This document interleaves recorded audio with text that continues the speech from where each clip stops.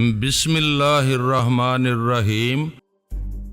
تم جو کہو گی وہ منظور ہے، آؤ ڈائننگ ہال میں چلیں، ذرا 1 منٹ مجھے دیکھتے رہو۔ وہ اس کے سامنے بائیں سے دائیں جانے لگی۔ اس کی چال میں بڑی دلکشی تھی، چاندی جیسے بدن اور گلاب جیسی رنگت پر گہرے رنگ کا لباس غضب ڈال رہا تھا۔ ساڑی اتنے سلیقے سے پہنی ہوئی تھی کہ جسم کا خاموش جغرافیہ از خود بول رہا تھا۔ پھر وہ دائیں سے بائیں جاتے ہوئے بولی، تم نے 2 دن پہلے کہا تھا کہ برسوں سے میرے حسن و شباب کے متعلق سنا جا رہا ہے، کسی نے مجھے دیکھا نہیں ہے، لیکن اتنے عرصے میں اندازہ لگایا جا رہا ہے کہ میری عمر ڈل چکی ہے اور میرا حسن مرجھا گیا ہوگا۔ تم نے مثال دی تھی کہ نئی کار خرید کر اسے گراج میں بند کر دیا جائے اور اسے برسوں استعمال نہ کیا جائے تو وہ کار زنگ آلود ہو جائے گی۔ وہ ایک ادائے ناز سے اس کی طرف گھوم کر بولی، کیا مجھے زنگ لگ گیا ہے؟ بائی گاڈ، سر سے پیر تک تمہارا بدن شفاف ہے، کیا میرا حسن مرجھا گیا ہے؟ ایسا تر و تازہ ہے جیسے گلاب کی پتی پر شبنم کا قطرہ اپنی آب و تاب دکھا رہا ہو۔ کیا میری عمر ڈل گئی ہے؟ ہرگز نہیں، تمہیں دیکھ کر ایسا لگتا ہے ابھی ابھی بہار نے پہلی انگڑائی لی ہے، تم دوسری انگڑائی نہ لینا، میں پتھر کا ہو جاؤں گا۔ وہ کھلکھلا کر ہنسنے لگی۔ وہ دونوں نیچے ڈائننگ ہال میں آ گئے۔ ایک چھوٹی سی میز کے اطراف بیٹھ کر سافٹ ڈرنک کا آرڈر دیا۔ وہ بولا، تم نے درست کہا تھا کہ یوں وقت گزاریں گے تو ایک دوسرے سے مانوس ہو جائیں گے۔ میں محسوس کر رہا ہوں کہ ہماری اجنبیت ختم ہو رہی ہے۔ خیال خوانی کے دوران جو دوری رہا کرتی تھی وہ اچانک ایسی قربت میں بدل گئی ہے جس میں ہوس نہیں ہے، ایک میٹھا رومانس ہے۔ ہم دونوں غلطی پر تھے، ایک دوسرے سے شرائط منوا رہے تھے۔ تمہارے اندر ہوس تھی اور میرے اندر چال بازی تھی۔ اب میں تمہاری آنکھوں میں ہوس نہیں محبت دیکھ رہی ہوں اور اپنے اندر چال بازی نہیں، تمہارے لیے وفاداری محسوس کر رہی ہوں، اور وفا کیوں نہیں کروں گی؟ تم میری پہلی اور آخری محبت ہو۔ انہوں نے کھانے کا آرڈر دیا۔ جب کھانا آ گیا اور وہ کھانے لگے تو ایسے وقت آلا بی بی نظر آئی۔ اس کے ساتھ ایک اونچے قد کا بندر تھا۔ دیوی نے اسے دیکھا، پھر مسکرا کر بولی، ادھر دیکھو، وہ لڑکی ایک بندر کے ساتھ آئی ہے۔ پارس نے پلٹ کر دیکھا، پھر دل میں کہا، یہ چڑیل کیوں آئی ہے؟ کہیں یہ میرا کام نہ بگاڑ دے۔ وہ فوراً اس کے دماغ میں پہنچ کر بولا، میری ماں، میں نے تجھے سمجھایا تھا رات کو بنگلے سے نہ نکلنا، یہاں کیوں آئی؟ بھائی جان، آپ کو کیا پریشانی ہے؟ تجھے دیکھ کر پیٹ میں درد ہو رہا ہے، تو ضرور کوئی گڑبڑ کرے گی۔ آپ کے رنگ میں بنگ نہیں ڈالوں گی، بس وہی کروں گی جس کی ہدایت تبریزی دادا جان نے کی ہے۔ پارس اس کے دماغ سے چلا آیا، اسے کچھ نہیں کہہ سکتا تھا۔ وہ جناب تبریزی کی ہدایت پر عمل کرنے آئی تھی، ضرور کوئی خاص معاملہ ہوگا۔ وہ اندازہ نہ کر سکا کہ معاملہ کیا ہو سکتا ہے، بس اتنا اطمینان تھا کہ وہ کہہ چکی تھی کہ اس کے رنگ میں بنگ نہیں ڈالے گی۔ ہوٹل کا مینیجر تیزی سے چلتا ہوا ایک ملازم کے ساتھ آلا بی بی کے پاس آیا، پھر بولا، بیبی تم کون ہو؟ کیا تم نہیں جانتی کہ ڈائننگ ہال میں کسی بھی جانور کا داخلہ ممنوع ہے؟ وہ غصے سے بولی، جانور؟ تم کسے جانور کہہ رہے ہو؟ میں اس بندر کو کہہ رہا ہوں۔ مائنڈ یور لینگویج، تم بجرنگ بلی ہنومان جی کو جانور کہہ رہے ہو؟ ہنومان کی بات پر دیوی نے چونک کر بندر کو دیکھا۔ اسے یوں لگا جیسے منکی برادر وہاں آ گیا ہو۔ اس نے پارس سے کہا، کبیر، کیا اس بندر کے پیچھے منکی برادر چھپا ہوا ہوگا؟ کیسی بات کرتی ہو؟ لوگ منکی برادر کی پوجا کرتے ہیں، وہ یہاں اس بندر کے پیچھے چھپ کر کیوں آئے گا؟ وہ اس دیش سے جا چکا ہے، ہو سکتا ہے وہ اپنے پیچھے چند منکی مین چھوڑ گیا ہو اور حکم دیا ہو کہ وہ منکی برادر کی واپسی تک ہمارے دیش میں چھپے رہیں۔ آلا بی بی کی زبان سے ہنومان کی بات سن کر دوسرے لوگ اپنی اپنی میزوں سے اٹھ کر قریب آ رہے تھے۔ ان میں سے کئی نے اپنے دونوں ہاتھ بندر کے سامنے جوڑ دیے تھے۔ مینیجر نے کہا، ہم نے اپنے شہر میں بجرنگ بلی کا چمتکار دیکھا ہے، لیکن کیا ثبوت ہے کہ یہ بندر نہیں ہے بلکہ ہنومان جی ہیں؟ آلا بی بی نے دونوں ہاتھ جوڑ کر بندر کے سامنے سر جھکا کر کہا، اے بجرنگ بلی، ان کے سامنے ثبوت پیش کرو، یہ مجھے جھوٹا سمجھ رہے ہیں۔ بندر نے سر اٹھایا، پھر آواز سنائی دی، میں بول سکتا ہوں مگر بولتا ہوا نظر نہیں آتا ہوں، میرا منہ ادھر سے ادھر ہوتا رہتا ہے۔ اگر ایک دیوی کہلانے بنانے والی عورت نے مجھ پر جادو کر دیا ہے، میں سری رام جی کا سیوک ہوں، وہ جلد ہی اس جادو کا توڑ کریں گے، پھر میں ہنومان کے صحیح روپ میں آ جاؤں گا۔ پارس نے بولنے والے کی آواز پہچان لی، بابا صاحب کے ادارے سے عادل آیا تھا، وہ نادیدہ بن کر بندر کے قریب بول رہا تھا۔ دیوی نے آلا بی بی کو گھور کر دیکھا، پھر اسے محسوس ہوا کہ وہ اسے پہلے بھی کہیں دیکھ چکی ہے، وہ اسے توجہ سے دیکھنے لگی۔ بندر کے قریب عادل کہہ رہا تھا، اے میرے بھگتو، تم مایوس نہ ہونا، میں اپنی سینا کے ساتھ کچھ روز تک نظر نہیں آؤں گا، میں بھگوان رام کے پاس جادو سے مکتی حاصل کرنے جا رہا ہوں، جلد ہی واپس آؤں گا۔ یہ کہتے ہی عادل نے ایک ننھی سی گولی بندر کے منہ میں ڈالی، وہ دوسرے ہی لمحے میں نادیدہ ہو گیا۔ وہاں جتنے عقیدت مند تھے وہ بیک آواز بھجن گانے لگے، رگھوپتی راجا اور راجا رام پتی کے پاون سیتا رام۔ آلا بی بی نے دونوں ہاتھ اوپر اٹھا کر کہا، اے بجرنگ بلی، اکیلے کیوں چلے گئے؟ مجھے بھی بلاؤ، اپنے پاس بلاؤ، اپنا چمتکار دکھاؤ۔ وہ ایسا کہتے کہتے گولی نکل کر نادیدہ ہو گئی۔ عقیدت مند اور اونچی آواز میں بھجن گانے لگے، وہ سایہ بنتے ہی دیوار کے اندر آ کر سما گئی۔ اچانک دیوی کو یاد آیا کہ اس نے تل ابیب پہ شاپنگ سینٹر میں اسے دیکھا تھا، وہاں اسے معلوم ہوا تھا کہ وہ فرہاد اور سونیا کی بیٹی آلا بی بی ہے۔ آلا بی بی یہ یاد آتے ہی وہ اٹھ کر کھڑی ہو گئی۔ پارس نے پوچھا، کیا ہوا؟ وہ جو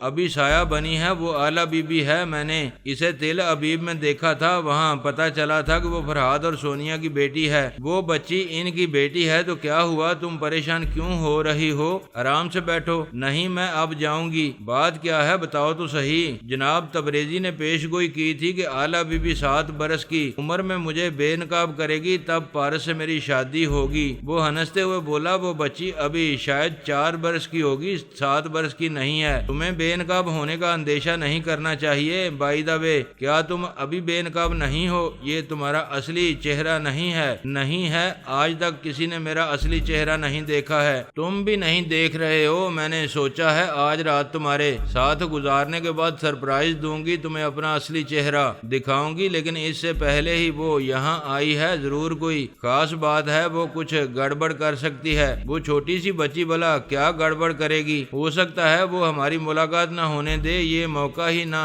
دے کہ میں تمہیں اصلی چہرہ دکھا سکوں۔ اسے ایک تنہا بچی نہ سمجھو، اس کے پیچھے فرہاد علی تیمور کی پوری خطرناک فیملی ہے۔ وہ پریشان نظروں سے ادھر ادھر دیکھتے ہوئے کرسی پر بیٹھ کر بولی، وہ سایہ بننے کے بعد ہمارے قریب موجود ہوگی، ہماری باتیں سن رہی ہوگی، یہاں اس کے اچانک آنے کا کوئی مقصد ہوگا۔ ہاں، یہ سوچنے کی بات ہے وہ یہاں کیوں آئی ہے جبکہ ابھی 7 برس کی نہیں ہے۔ کوئی ضروری نہیں ہے کہ وہ 7 ہی برس کی عمر میں مجھے بے نقاب کرے، ستاروں کی چالیں بدلتی رہتی ہیں۔ تبریزی صاحب نے تقریباً 3.5 برس پہلے پیشن گوئی کی تھی، اس دوران اجرام فلکی میں بڑی تبدیلیاں آئی ہیں۔ ان حالات میں بعض اوقات جو ہونے والا ہوتا ہے وہ نہیں ہوتا، اور جو نہیں ہونے والا ہوتا ہے وہ ہو جاتا ہے۔ اس نے پھر آس پاس دیکھا، میز پر جھک کر آہستگی سے بولی، جو بات 7ویں برس میں ہونے والی تھی وہ 4تھے برس میں بھی ہو سکتی ہے۔ جوتش ودیا جاننے والے تمام سیاروں کی گردش کا حساب رکھتے ہیں، اس کے باوجود سیاروں کی گردش میں معمولی سی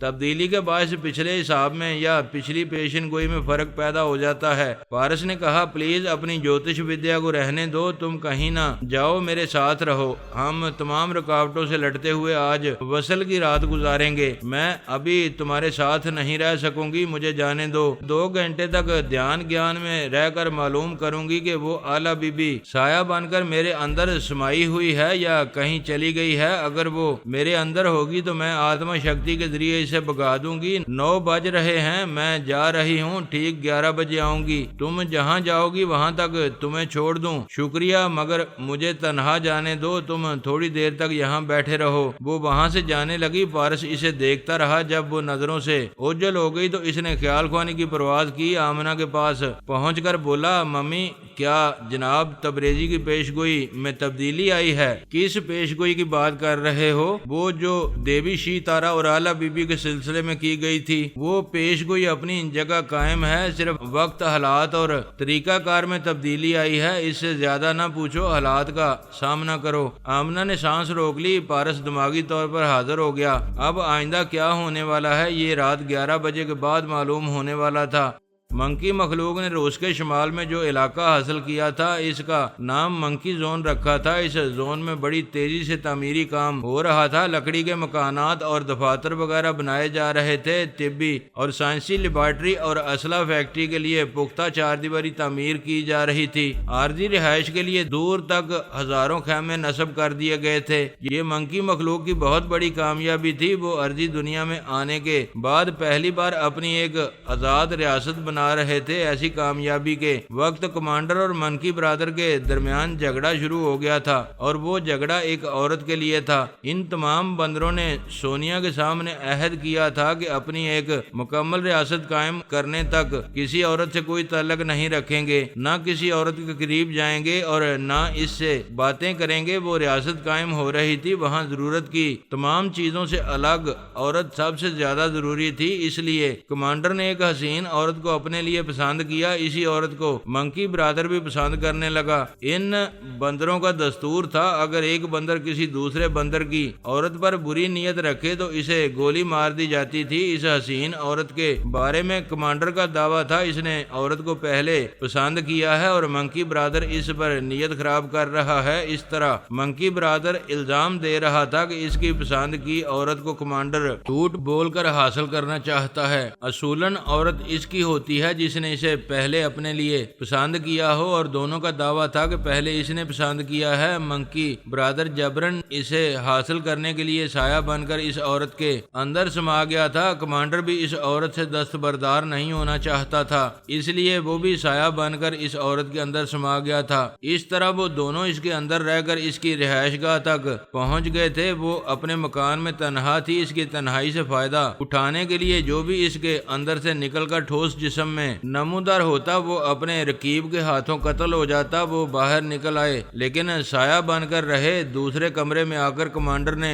کہا، برادر تم ایک عورت کی خاطر جھوٹ نہ بولو، مجھ سے دشمنی نہ کرو، میں تمہیں قتل نہیں کرنا چاہتا۔ منکی برادر نے کہا، میں بھی تمہیں قتل کر سکتا ہوں، تمہاری بہتری اسی میں ہے کہ اس حسینہ سے دور چلے جاؤ۔ اس حسینہ نے کچن سے ان کی باتیں کرنے کی آوازیں سنی، حیرانی سے چلتی ہوئی اس کمرے میں آئی۔ منکی برادر نے کہا، آ گئی ہے، اس سے پوچھو، یہ ہم میں سے جسے پسند کرے گی وہی اس کے ساتھ رہے گا اور دوسرا یہاں سے چلا جائے گا۔ کمانڈر نے کہا، ٹھیک ہے، پہلے تم نمودار ہو کر حسینہ کو اپنی صورت دکھاؤ، پھر میں نمودار ہو کر اسے اپنی صورت دکھاؤں گا۔ میں اتنا احمق نہیں ہوں کہ پہلے نمودار ہو جاؤں اور تم مجھے گولی مار دو۔ وہ حسینہ حیرانی سے خالی کمرے کو دیکھ رہی تھی اور ان کی آوازیں سن رہی تھی۔ کمانڈر نے کہا، تم حیران ہو رہی ہو، تمہیں معلوم ہونا چاہیے کہ تمام منکی مین کبھی نادیدہ ہو جاتے ہیں اور کبھی نظر آتے ہیں۔ وہ بولی، میں حیران ہوں مگر خوفزدہ نہیں ہوں۔ میں نے تم لوگوں کے بارے میں بہت کچھ سنا ہے، مزید بہت کچھ سننا اور سمجھنا چاہتی ہوں۔ تم یہاں تعداد میں کتنے ہو؟ ہم دو ہیں اور دونوں تمہیں پسند کرتے ہیں۔ یہ فیصلہ نہیں ہو رہا ہے کہ ہم دونوں میں سے کون تمہیں حاصل کرے گا، یہ فیصلہ عورت کرتی ہے، اسے کون پسند ہے تو پھر پسند کرو۔ کیسے کروں؟ تم میں سے کوئی نظر نہیں آ رہا ہے۔ ایک نے کہا، میں نظر آؤں گا تو یہ مجھے گولی مار دے گا۔ دوسرے نے کہا، یہ بھی مجھے گولی مار دے گا۔ تم دونوں اپنے ہتھیار پھینک دو یا مجھے دے دو، پھر تمہیں ایک دوسرے سے کوئی خطرہ نہیں رہے گا۔ پہلے یہ اپنا ہتھیار تمہیں دے گا، نہیں پہلے یہ اپنا ہتھیار تمہیں دے گا۔ وہ دونوں ہاتھ پھیلا کر بولی، میں 1 2 3 کہوں گی، 3 کہتے ہی اپنے ہتھیار میرے ہاتھوں میں رکھ دو۔ اگر کوئی نمودار ہوتے ہی دوسرے کو گولی مارے گا تو میں زندہ رہنے والے منکی کو قبول نہیں کروں گی۔ ایک نے کہا، ہم نمودار ہو رہے ہیں، اس خیال میں نہ رہنا کہ تم ہم سے ہتھیار لے کر ہمیں ہلاک کر سکو گی، ہم چشم زدن میں پھر نادیدہ ہو جائیں گے۔ اس نے 3 تک گنتی گنی، 3 کہتے ہی وہ دونوں نمودار ہو گئے اور اپنا اپنا پستول اس کی ایک ایک ہتھیلی پر رکھ دیا۔ وہ دونوں کو باری باری دیکھنے لگی۔ کمانڈر نے پوچھا، اس طرح کیا دیکھ رہی ہو؟ فیصلہ سناؤ، ہم میں سے کون پسند ہے؟ ہائے، کیسے فیصلہ کروں؟ تم دونوں ہی قد آور اور پہاڑ جیسے ہو، میرے لیے فیصلہ کرنا دشوار ہو رہا ہے، کسے گلے لگاؤں اور کسے ٹکراؤں؟ اب فیصلہ اس طرح ہو سکتا ہے کہ جو مرد زیادہ شہ زور ہوگا اور مقابل کو زیر کر لے گا وہی میرا حقدار ہوگا۔ کمانڈر نے کہا، ہم دونوں پہلے ہی ایک دوسرے کے مقابلے پر تھے، ہم میں سے کوئی بھی کسی کو گولی مار کر تمہیں جیت سکتا تھا۔ میں نہیں چاہتی تھی کہ تم میں سے کوئی قتل کیا جائے، اگر قتل ہوگا تو ہمارا ملک بدنام ہوگا۔ تم کیسے معلوم کرنا چاہتی چاہتی ہو کہ ہم میں سے کون شہ زور ہے؟ ہم ابھی شہر کے باہر جائیں گے، وہاں تم دونوں فری سٹائل کشتی لڑو گے۔ میں نہیں چاہتی یہ تماشا شہر میں ہو، میں لباس بدل کر آتی ہوں، انتظار کرو۔ وہ دوسرے کمرے میں چلی گئی۔ کمانڈر نے کہا، برادر، ہم جب سے اس زمین پر آئے ہیں تب سے عورتوں کی وجہ سے شکست کھاتے اور دربدر ہوتے رہے ہیں، اب بھی عقل سے کام لو اور اس عورت کے حصول سے باز آ جاؤ۔ منکی برادر نے کہا، میں بھی تمہیں یہی نیک مشورہ دے رہا ہوں، تم اس عورت کا خیال دل سے نکالو اور ابھی یہاں سے چلے جاؤ۔ میں پھر تمہیں سمجھا رہا ہوں، مجھ سے مقابلہ کر کے شرمناک شکست کھاؤ گے۔ کیا مجھے نادان بچہ سمجھتے ہو؟ آؤ ابھی پنجہ لڑاؤ، تمہیں میری طاقت کا اندازہ ہو جائے گا۔ اس نے پنجہ لڑانے کے لیے ہاتھ بڑھایا۔ اس حسینہ نے آ کر کہا، نہیں، یہاں نہیں، شہر کے باہر چلو اور شہر کے باہر پہنچنے تک ندیدہ بن جاؤ۔ وہ ندیدہ بن کر اس کے ساتھ مکان سے باہر آئے، پھر ایک ٹیکسی میں بیٹھ کر شہر سے باہر جانے لگے۔ ان دونوں کو معلوم تھا کہ ایک عورت کی طلب انہیں فساد اور تباہی کی طرف لے جا رہی ہے۔ وہ دونوں نہ صحیح، ان میں سے ایک نامراد رہے گا اور نامراد رہنے والا انتقامی کارروائی کے طور پر کچھ بھی کر سکتا تھا۔ ذہن پرستی اسی طرح اندھا بنا دیتی ہے۔ وہ دونوں منکی مخلوق کے سربراہ اور کمانڈر تھے، ان کی تباہی سے ان کی پوری قوم تباہ ہونے والی تھی۔ وہ حسینہ شہر سے باہر ٹیکسی سے اتر کر ڈرائیور سے بولی، انتظار کرو، میں واپس آؤں گی۔ وہ گھنے جنگل کی طرف جانے لگی۔ ڈرائیور کو وہ تنہا نظر آ رہی تھی۔ بہت دور گھنے درختوں کے سائے میں پہنچ کر وہ نمودار ہو گئے۔ وہ بولی، تم دونوں ایک دوسرے سے دور چلے جاؤ۔ وہ دونوں ایک دوسرے سے دور جا کر کھڑے ہو گئے۔ حسینہ نے ایک ریوالور نکال کر ان کے درمیان زمین پر پھینک کر کہا، ایک ریوالور جس کے ہاتھ میں آئے گا وہ دوسرے کو قتل کر کے میرا حقدار بن جائے گا۔ شہر میں یہ خونی ڈرامہ کھیلنا مناسب نہیں تھا، اس لیے ہم یہاں آئے ہیں، لیکن مقابلہ شروع کرنے سے پہلے تم دونوں منہ سے گولیاں نکال کر جیب میں رکھ لو، ورنہ جس کے ہاتھ میں ریوالور نہیں آئے گا وہ گولی نکل کر ندیدہ بن کر اپنا بچاؤ کر لے گا۔ ان دونوں نے اپنے منہ سے گولیاں نکال کر اپنی جیب میں رکھ لیں۔ پھر حسینہ کے تین کہتے ہی دوڑتے ہوئے ریوالور کی طرف بڑھنے لگے۔ منکی برادر پہلے پہنچا۔ وہ جھک کر اس ریوالور کو اٹھانا چاہتا تھا۔ کمانڈر نے چھلانگ لگا کر اسے لات ماری۔ وہ لات کھا کر دوسری طرف الٹ گیا۔ کمانڈر نے زمین پر گرتے گرتے ریوالور کو اٹھایا، پھر تڑا تڑ کئی گولیاں چلا دیں۔ ایسی مسلسل فائرنگ سے منکی برادر بچ نہ سکا، ایک عورت کی خاطر حرام موت مر گیا۔ کمانڈر ایک فاتح کی شان سے اٹھا، پھر حسینہ کی طرف پلٹتے ہی ایک فائر ہوا اور گولی اس کے سینے میں اتر گئی۔ حسینہ نے بھی تڑا تڑ فائرنگ کی، نہ وہ سنبھل سکا اور نہ ہی اپنا ریوالور سنبھال سکا۔ ایک عورت نے اس کی بھی زندگی نگل لی۔ اس نے قریب آ کر اپنا ریوالور منکی برادر کے مردہ ہاتھوں میں پکڑا دیا، پھر موبائل فون کے ذریعے بولی، ہیلو، میں انسپیکٹر نتاشا بول رہی ہوں۔ میڈم سونیا کو اب بتا سکتے ہو کہ 2 بندروں کی لاشیں یہاں جنگل میں پڑی ہیں۔ ان لاشوں کے قریب عورت کے پھٹے ہوئے لباس کی دھجیاں ملیں گی۔ پھر یہ کیس بن جائے گا کہ دونوں بندر ایک عورت کی خاطر لڑ کر مر گئے۔ اس نے اپنے لباس کو پھاڑ کر وہاں چند دھجیاں بکھیر دیں، پھر واپس چل دی۔ الپا، برین، آدم اور تینوں افواج کے بڑے صبح و شام خفیہ میٹنگ کر رہے تھے، سر جوڑ کر یہ سوچ رہے تھے کہ آئندہ منکی فوج کے متوقع حملوں سے کس طرح اپنے ملک کو بچایا جائے گا۔ ایک فوجی افسر نے کہا، منکی فوج کے پاس جو جدید ہتھیار ہیں وہ اب ہمارے ہاں بھی تیار ہو رہے ہیں، وہ تیاری کے ابتدائی مرحلے میں ہیں۔ اگر 1 ماہ تک حملہ نہ ہو تو ہمارے پاس بھی لیزر گنوں کا ذخیرہ ہو جائے گا۔ برین آدم نے کہا، نادیدہ بنانے والی گولیاں اور فلائنگ کیپسول میری نگرانی میں تیار ہوں گے۔ ہمارے ذہین ڈاکٹروں نے کہا ہے کہ وہ یہ چیزیں تیار کر لیں گے، لیکن کچھ وقت لگے گا۔ لیکن حملہ آور ہمیں وقت نہیں دیں گے۔ ہمارے پاس منکی فوج سے چھینی ہوئی 700 گولیاں اور 300 کیپسول ہیں اور تقریباً 300 لیزر گنیں ہیں۔ ہزاروں بندروں کے مقابلے میں یہ کافی نہیں ہے، پھر بھی ڈوبتے کو تنکے کا سہارا ہیں۔ ویسے جب تک حملہ نہیں ہو رہا ہے تب تک ہمیں امریکہ سے گٹھ جوڑ کرنا ہوگا۔ الپا نے کہا، میں امریکی اکابرین سے معاملہ طے کر رہی ہوں۔ ان کا دعویٰ ہے کہ وہ بھی اپنی اپنی فیکٹریوں میں لیزر گنیں اور دوسرے جدید ہتھیار تیار کرا رہے ہیں، لیکن وہ ان کی ضرورت کے مطابق ہیں، نقد ادائیگی کے باوجود ہمیں دینے کے لیے تیار نہیں ہیں۔ انہیں بھی اندیشہ ہے کہ منکی فوج ان کے ملک میں واپس آ سکتی ہے۔ روس ہم سب کے لیے چیلنج بن گیا ہے، اس نے تمام منکی فوج کو پناہ دے دی ہے۔ وہ ان سے سمجھوتا کر چکا ہے، ان سے غیر معمولی گولیاں، فلائنگ کیپسول اور لیزر گنیں حاصل کر رہا ہوگا اور اس طرح وہ ایک بار پھر سپر پاور بننے کی تیاری کر رہا ہوگا۔ برین آدم نے کہا، الپا، امریکی اکابرین کو دھمکی دو کہ وہ ہمیں جدید ہتھیار نہیں دیں گے تو ہم جنگ کی صورت میں روس کا ساتھ دیں گے۔ اس طرح روس منکی ماسٹر سے ہماری صلح کرا دے گا، پھر بندروں کے حملے کا خطرہ ہمارے سروں سے ٹل جائے گا۔ ایک اعلیٰ افسر نے کہا، اور یہ ممکن ہے ہم امریکہ کے مقابلے میں روس سے دوستی کریں گے تو روسی اکابرین کے ذریعے منکی ماسٹر سے بھی صلح ہو جائے گی۔ الپا نے امریکی فوج کے ایک سربراہ سے رابطہ کیا اور اسے یہی دھمکی دی۔ اس نے کہا، ہمارے پاس فاضل لیزر گنیں نہیں ہیں اور ہم یہ نہیں چاہیں گے کہ تم روس سے دوستی اور ہم سے دشمنی کرو، ہم سوچنے اور مشورے کرنے کا موقع دو۔ اس نے روس کی فوج کے ایک سربراہ سے رابطہ کر کے کہا، ہم سب نے منکی مخلوق کو اپنے ملک سے بھگا دیا، تم انہیں پناہ دے رہے ہو، کیا خلائی مخلوق کو اپنی دنیا میں پناہ دے کر تمام دنیا والوں کا حق نہیں مار رہے ہو؟ کیا تم انہیں اپنے ملک سے نہیں بھگا سکتے تھے؟ اس نے جواب دیا، ہم نے انہیں نہیں بھگایا ہے، جب ان کی مدد سے امریکہ کے مقابلے میں سپر پاور بن جائیں گے اور بعض دوسرے ملکوں کو اپنے زیر اثر لے آئیں گے تو پھر منکی مخلوق کو دودھ میں پڑی مکھی کی طرح اپنے ملک سے باہر پھینک دیں گے۔ کیا ہمارے درمیان دوستی کا نیا معاہدہ ہو سکتا ہے؟ ہم سمجھ رہے ہیں کہ اسرائیل اس وقت بارود کے ڈھیر پر ہے، منکی فوج کسی وقت بھی ایک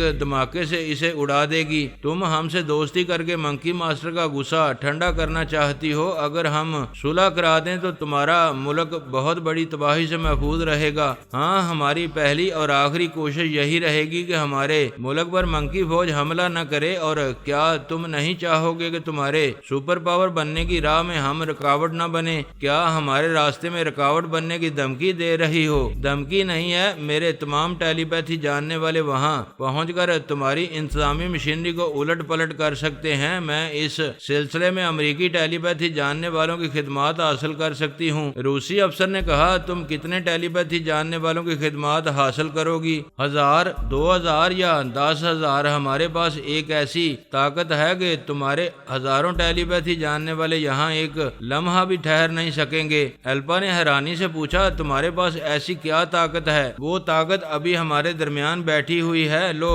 بات کرو۔ اس نے چند لمحے انتظار کیا، پھر ریسیور سے آواز آئی، ہیلو الپا، تم میری آواز سے مجھے پہچان سکتی ہو؟ الپا کو بجلی کا ایک جھٹکا سا لگا، وہ حیرانی سے بولی، میڈم، آپ میڈم سونیا ہیں؟ ہاں میں ہوں۔ منکی ماسٹر کی عدم موجودگی میں منکی فوج کی سربراہ تھی۔ منکی ماسٹر یہاں پہنچ گیا ہے اس نے، اور منکی فوج نے مجھے مستقل سربراہ بنا دیا ہے اور ماسٹر نے کمانڈر کا عہدہ سنبھال لیا ہے۔ میں حیران ہوں، آپ تمام دنیا والوں کے خلاف منکی مخلوق کی پشت پناہی کر رہی ہیں۔ تمام دنیا والوں کے خلاف نہیں، امریکہ، اسرائیل اور امارات کے خلاف، اور آئندہ ہر اس ملک کے خلاف جو منکی فوج کو بھارت کے خلاف، اور آئندہ ہر اس ملک کے خلاف جو منکی فوج کو اسلامی ممالک میں پہنچانے کی سازش کرے گا۔ تم لوگوں نے مسلمانوں کو بندروں کا غلام بنانے کی ہر ممکن کوشش کی تھی، اب اس کے نتائج تمہارے سامنے ہیں۔ میڈم، فی زمانہ تمام ممالک اپنی اپنی سلامتی اور بقا کے لیے اپنی مصیبت دوسرے ملکوں کے سر ڈالتے ہیں، ہم نے بھی یہی کیا۔ سونیا نے کہا، اور میں بھی یہی کر رہی ہوں، تم سب کی طرف سے آنے والے پتھر تمہیں لوٹا رہی ہوں۔ فرحات صاحب نے منکی ماسٹر کو قید سے رہائی دلا کر ہماری کمر توڑ دی ہے، کیا آپ منکی فوج کو ہم پر جوابی حملہ کرنے دیں گی؟ تم نے مجھ سے پوچھ کر منکی ماسٹر کو قید نہیں بنایا تھا، میں بھی تم سے نہیں پوچھوں گی کہ منکی فوج کے حملوں سے اپنا ملک بچانے کے لیے کیا کر رہی ہو۔ وہ پوری منکی مخلوق آپ کے زیر اثر ہے۔ میں آپ سے التجا کرتی ہوں کہ آپ منکی ماسٹر سے ہماری صلح کرا دیں۔ سیدھا اور صاف جواب سن لو، میں امریکہ، اسرائیل اور بھارت سے منکی مخلوق کی دوستی کبھی نہیں ہونے دوں گی۔ آپ منکی ماسٹر سے میری بات کرا دیں، اس سے بات کرنا ضروری نہیں ہے، تمہارے اطمینان کے لیے یہ اطلاع کافی ہے کہ وہ کچھ عرصے کے بعد تمہارے ملک کے خلاف جوابی کارروائی کریں گے، ابھی وہ اپنے ایک آزاد ریاست قائم کرنے میں مصروف ہیں۔ سونیا نے اسے یہ نہیں بتایا کہ منکی برادر اور کمانڈر ہلاک ہو گئے ہیں۔ منکی ماسٹر اور پوری منکی فوج ان کا سوگ منا رہی ہے۔ الپا نے برین آدم اور فوج کے اعلیٰ افسران سے کہا کہ ایک اچھی خبر ہے اور ایک بری خبر۔ اچھی خبر یہ ہے کہ وہ تمام بندر اپنی نئی ریاست قائم کرنے میں مصروف ہیں۔ ایک اندازے کے مطابق وہ 1 ماہ تک ہماری طرف رخ نہیں کریں گے۔ ایک اعلیٰ افسر نے کہا پھر تو ہم اپنے بچاؤ کے لیے بہت کچھ کر سکیں گے، ہمارے پاس لیزر گنوں اور دوسرے جدید ہتھیاروں کی کمی نہیں رہے گی۔ برین آدم نے پوچھا بری خبر کیا ہے؟ وہ تمام منکی مخلوق میڈم سونیا کے زیر اثر ہے اور اس کے اشاروں پر عمل کرتی ہے، انہوں نے اسے اپنا سربراہ بنا لیا ہے۔ اعلیٰ افسر نے کہا تعجب ہے، یہ سونیا اچانک کہاں سے چلی آئی ہے؟ اس نے اچانک تمام منکی مخلوق کو مٹھی میں نہیں لیا ہوگا، پتہ نہیں کب سے ان بندروں کو دوست بناتی آ رہی ہے۔ ایلپا نے کہا وہ صاف کہتی ہے کہ منکی مخلوق کو کبھی امریکہ، اسرائیل اور بھارت سے دوستی نہیں کرنے دے گی۔ اس نے بڑی چال بازی سے بندروں کو اسلامی ممالک سے دور رکھا ہے اور آئندہ بھی انہیں مسلمانوں سے دشمنی نہیں کرنے دے گی۔ ہم منکی فوج کی غیر معمولی گولیوں، کیپسولوں اور لیزر گنوں کا توڑ کر رہے ہیں، ایسی ہی چیزیں تیار کر رہے ہیں، لیکن سونیا کا توڑ نہ پہلے کبھی کر سکے تھے نہ اب کر سکیں گے۔ یہ ہمارے حق میں بہت ہی برا ہوا ہے کہ پوری منکی فوج اس کے زیر اثر آ گئی ہے۔ برین آدم نے کہا الپا، روس میں ہمارے جتنے جاسوس ہیں ان سے کہو کہ سونیا اور منکی فوج کے بارے میں ایک ایک پل کی خبر رکھیں۔ تم اپنے ٹیلی پیتھی جاننے والوں کو ان سراغر سانوں کے دماغوں میں پہنچاؤ، ہم دن رات ان کے بارے میں معلومات حاصل کرتے رہیں گے تو ہمیں ان کی بہت سی اندرونی کمزوریاں معلوم ہوتی رہیں گی، یہ بھی معلوم ہو جائے گا کہ وہ ہم پر کب حملہ کرنے والے ہیں۔ ایک اعلیٰ افسر نے کہا میدان جنگ میں یہ ہوتا ہے کہ دشمن پر صرف ایک طرف سے نہیں کئی طرف سے حملے کیے جاتے ہیں، اس کی طاقت کو کئی طرف تقسیم کیا جاتا ہے۔ ہم ایسا منصوبہ بنائیں کہ سونیا کی توجہ صرف بندروں پر نہ رہے، وہ دوسرے محاذوں پر بھی توجہ دینے پر مجبور ہو جائے۔ بابا صاحب کے ادارے میں بے شمار غیر معمولی صلاحیتوں کے حامل افراد ہیں، وہ سب کئی محاذوں پر پہنچ جائیں گے۔ ہم سونیا کو بندروں کے پاس سے نہیں ہٹا سکیں گے، ہاں اگر ہم اس کے دونوں بچوں کو مصائب میں مبتلا کریں گے تو اس کی ممتا تڑپنے لگے گی۔ جب تک وہ خود بچوں کی حفاظت اور سلامتی کے لیے ان کے پاس نہیں جائے گی تب تک بندروں کے ساتھ سکون سے نہیں رہ سکے گی۔ بے شک اس فولادی عورت کے اندر جو ماں ہے، اس کی کمزوری سے کھیلا جائے تو وہ بے اختیار بچوں کی طرف دوڑی چلی جائے گی۔